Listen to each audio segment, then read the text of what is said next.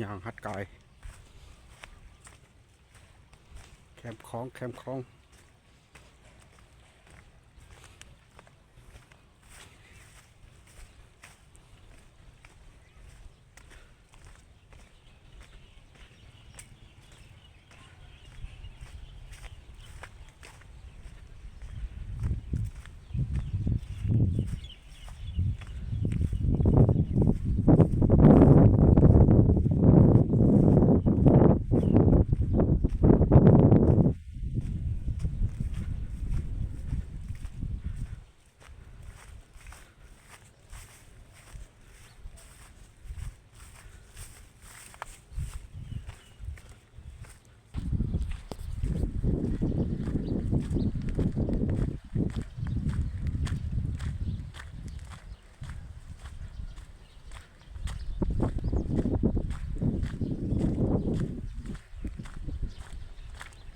มือนี้อากาศหนาว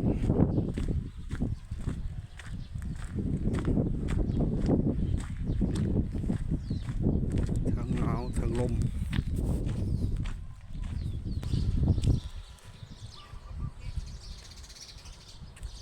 อันนี้บอนฮัดกาย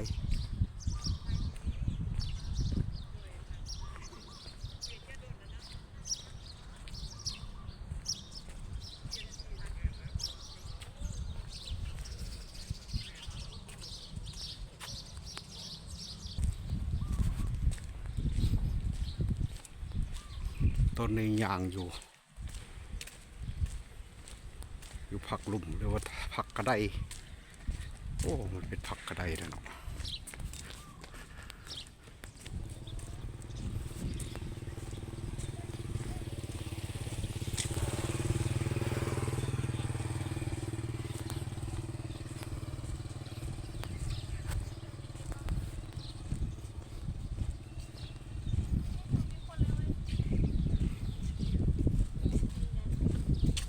ชุดคือการผักกระได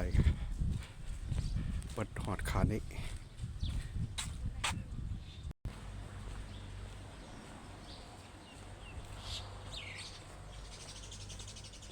อันนี้ย่างบอนเข้าคายอันนี้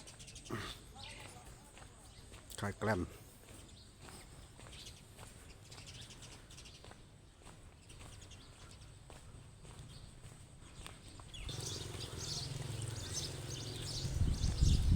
บอนฮัดกาย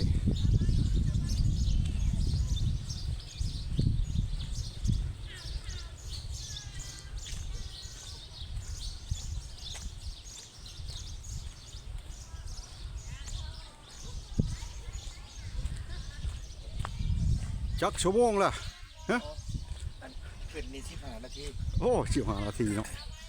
ตั้งมอง15 นาทีโอ้โอ้มีห้านกาแฟอยู่นี่